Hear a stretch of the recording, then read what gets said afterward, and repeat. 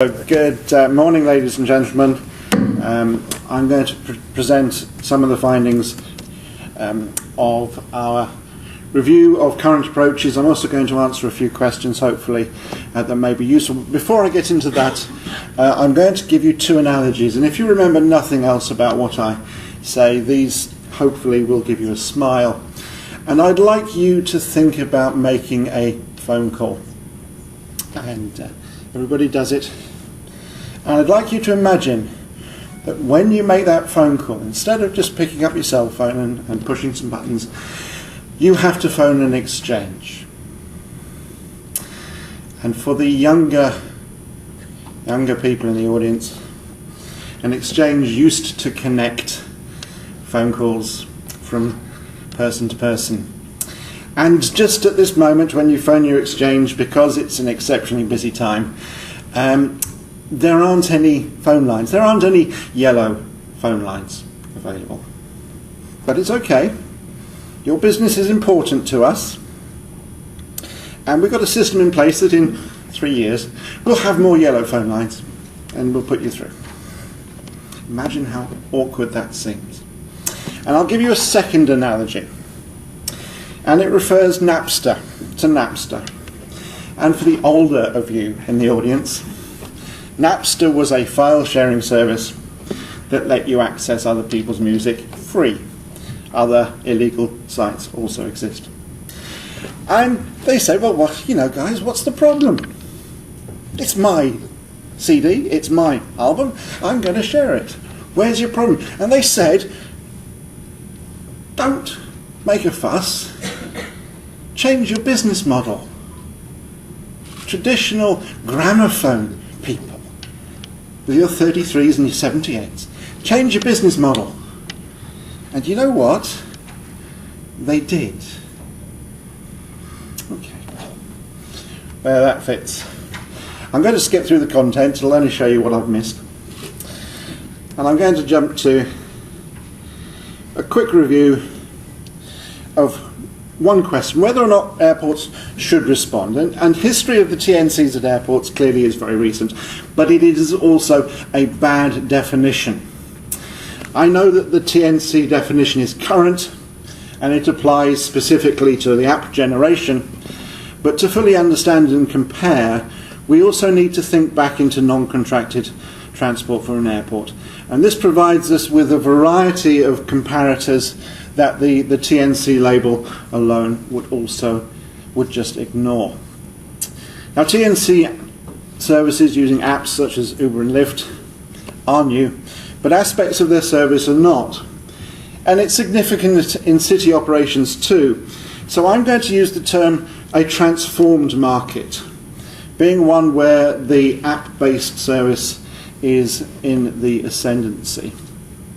And just an observation, TNCs such as Uber and Lyft have left the airport frontier to the end of their market development.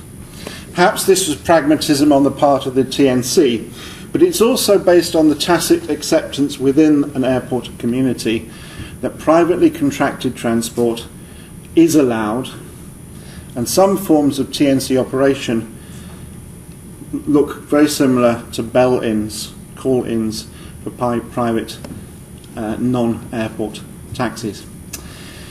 In short, the airport market is not new to the TNC market, and it is not as closed as we may wish to consider it. Some early adopter states, such as Colorado and California, have begun a process for systemic capture of TNCs, but the existence of some forms of their service significantly predate these actions, and that's quite an interesting observation. TNCs with apps are significantly more efficient movers of people than their predecessors, bell-ins. And they're probably more efficient even than current day non-airport taxis, and almost certainly cheaper at most times. So let's touch on some of the negatives. Uncontrolled TNCs operate as though they were private vehicles. They use and they congest ramp space. Uncontrolled TNCs also congest roadway space, may dwell, wait or circle waiting for fares. You will observe these. A TNC operation may redistribute trips around the airport campus to locations not intended for that use. So we have a question. Are TNC services our friends? And I'm not sure I'm actually going to answer this, but I will give you some thoughts. Yes, they provide a service that reduces some of the burdens of ground transport use. And they are very popular with some use types. In business use, according to the Chicago Tribune, Uber is more widely used than a traditional taxi. Not entirely surprising when you consider that the nature of the Uber product transfers seamlessly between cities in a way that taxi products, even those taxi products designed to do that, don't appear to do very well. But moving forward, facilitating the app-based TNC operation will benefit users. Equally, it will impact and it will certainly contribute to tensions between GT managers. So we've got a few things to think about. How airports are setting controls on the uncontrolled, how they are taking effect. If they are too draconian, do they just get ignored? And do they contribute to the loss of service as part of a predictable response? And we'll talk about that more shortly. I do have airport examples. Hopefully that's useful. So where does that leave aspiring airports? And here we need to look at common practice. I'm going to be very critical. We don't have best practice. We have a new frontier. We have a new world. Best practice does not yet exist. But we do have a legal base, an operating base, and a comparison. Common practices include charging, enforcement, pick-up and drop-off practices, staging, and how to deal with wait times and dwell times. And in the next slides I will outline some of the common practices across some of the airports we looked at. We've looked at 25 airports across the US on behalf of Charlotte Douglas. We can show you a few summary slides, and if you have any questions on the more detail, on the law, the regulation, on the policies on insurance, we can happily talk that through. It's still not the same as best practice, but it begins to pull out some of the common responses. And I've highlighted a couple of points on these slides that appear prima facie to have additional benefits. Those in red are common, those in blue just appeared sort of quite clever. So there are a few things. Drop-off and pick-up vary significantly between locations, but common practices are available in many places. Note here at San Francisco, you'll see the various airport approaches. Drop-off and pick-up are limited to specific areas. This is not uncommon, and limited to active loading and unloading. Some airports apply a dwell time penalty for too great a period, with occasionally addressing specific locations along the curb or designated bays or stalls. Staging is usually away from the curb, but there are no real common practices, and some airports set free periods then charge dwell times, including SFO-BNA and the regulations planned for DC area airports. Control typically does not coincide with AVI systems, legacy AVI systems. This in itself raises a question whether it is appropriate for legacy AVI systems to remain at all, or to be replaced by the same geofence structures that are coming in with your TNCs. TNC use of geofencing is also quite interesting and varies. I will highlight the geofence of the AAAE I know that our friends from Gatekeeper use the same data set, so they're also extremely good. But not all airports are tying into these systems, and the approach from some of the TNCs has been, no, you don't want these, we'll give you the data. And my mind sort of says self-reporting, be careful.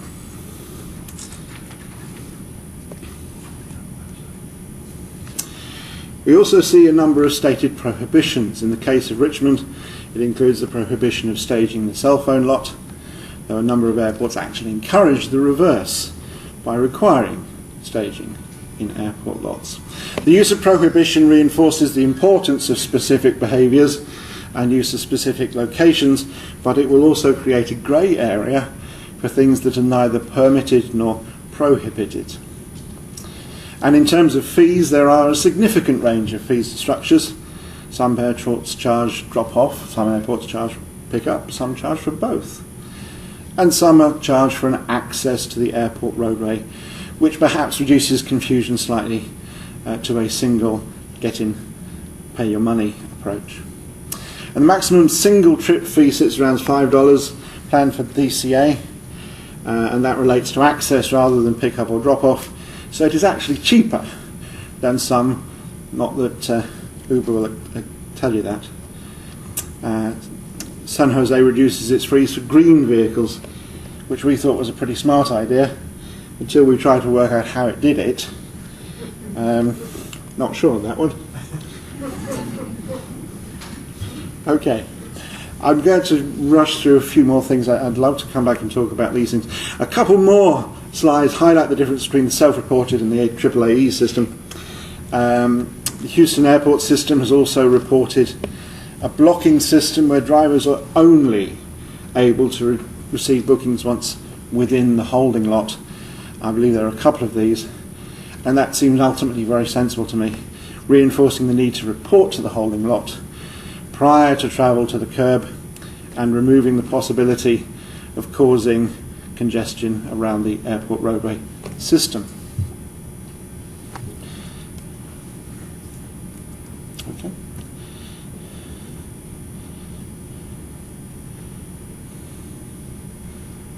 Another location, innovation. In the planning stages for Las Vegas, the use of numbered stalls strikes me as a very good way of identifying where the vehicle is going to be. So does the regulation itself. And addressing how trend appears to be going from city, going from airport to state level. Here I want to tease out a few of the interesting patterns and trends and the context. Uber has proposed a standard model for regulation, appearing to prefer state control rather than a range of differing city regulation. This makes perfect sense for a multinational company. In fact, I'm surprised it stops at state level alone. And it does differ significantly from the needs of the local taxi company, creating a potential conflict. North Carolina, there's an example of places where they have moved to state control. North Carolina validated last week, August 27. South Carolina, June 24th. And the Nevada bill started its progress on May the 29th. This is current and it's happening. I'll make reference to the North Carolina regulation specifically, adopted less than a week ago. Trend follows TNCs moving their regulatory arguments away from cities to the state level and effectively trumping any regulation or blocking what a city may actually want. And our friend from Atlanta is making a good point. It also takes away some of the power of the airport. The North Carolina regulation makes specific grounds for control at an airport regulatory level. It allows for airports to charge a reasonable fee. Goodness knows what a reasonable fee actually is. It requires the allows the use of an identifying decal to be displayed by TNC drivers, and it can require the use and purchase of additional equipment for accounting and auditing. It also allows the designation of a location where TNC drivers may stage. Same is not true for cities. No authority is permitted within North Carolina to impose fees, require license, or limit the operation of TNC regulations. TNCs just are. And the regulation specifically removes the airport's authority to define insurance, background checks, safety requirements, which now move directly to the state level. I know this is going to upset Ray. These are sort of old chestnuts. Of course they're important, but they are arguments that have been lost. I could list the requirements for insurance of 1.5 million death, 1 million uninsured, 50 to 125,000 liability, but you can read that for yourself. The assumption is made in North Carolina that TNC drivers are contractors and not employees. Okay. I'm going to move fairly quickly to talk quickly. In this slide we distinguish between the identification of what is common from what is desirable, rather than to argue that common practice is the same as best practice. I want to introduce a slightly different concept, being that of Pareto optimization. If you haven't come across Pareto optimization, it is the basis that you change and make things better until somebody starts getting worse off. So it allows for change and development until negatives are felt. And I'm going to touch on a couple of recent reports, one undertaken at Seattle Tacoma Airport, I think it was a couple of weeks ago, stating some of the demonstrable facets of delivery that are felt desirable based on airport reporting. These relate to customer service, revenue and cost recovery, efficient operations, accessibility and safety, and astoundingly, 2 airports placed revenue above customer service. It is possible to suggest that these represent the most desirable outcomes, though it is not clear whether the responses represented prompted or volunteered facets. It is also noted that the facets represent the view of either the airport or the public and may not reflect the full range of issues, including operational issues seen on the ground and experienced by you. And it's, to me, a significant point that should not be overlooked. Some of the issues that may appear to impact on a single operator alone, like do we really care if a taxi operator stays in business or moves on, really impact on a wider audience. To understand this, we really do need to talk about a transformed market and the service that will occur beyond where we are now. We're not suggesting that taxis will disappear. Taxis are a vital and needed service, but rather the market for taxis will change or transform as TNCs move fully into the operating at airports. Charlotte Douglas has 250 taxis. Try getting a number of TNC vehicles for the city from the TNC operators, you won't. But it is over 6,000. It is noted that the market is still in flux. We have not yet achieved an equilibrium between modes. Any suggestion made in the light of current observations are likely, or indeed certain, to change as the public move from one equilibrium point to another. And it is extremely unlikely that a market for legacy taxis will not alter as a result of TNCs. We ain't seen nothing yet. Defining how the market will change depends on what the public want and how they will respond. What appears to be a legal TNC service will attract more users to what appears to be an illegal one. This cannot be fully answered while the market is in flux. Ergo, we have no best practice.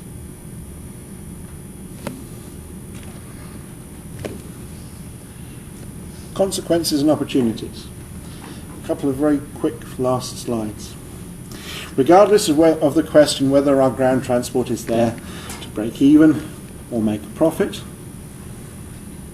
there is and will continue to be a significant new income stream available. What do we do with too much money? How do we distribute this? Can we distribute it better across all ground transportation? How do we address the desire of the general public to use services that will increase beyond the limits of where our airports exist? And are there better opportunities to use the technologies? I will repeat one question. Why do we spend multiple millions of dollars on traditional AVI systems when we don't need to? Opportunities of geolocalization may allow for significantly better use of airport infrastructure and dispatches. But it also raises some questions. In a legacy situation, we have had a closed system. Can it possibly remain so? And as a legacy carrier, what exactly am I paying for? This is the last slide. We will talk about reform. Reform of what we have, really months into what we have. How and why do we need to talk about reform? Does it make sense to maintain expensive legacy systems when the advantages of geofencing may be significantly greater?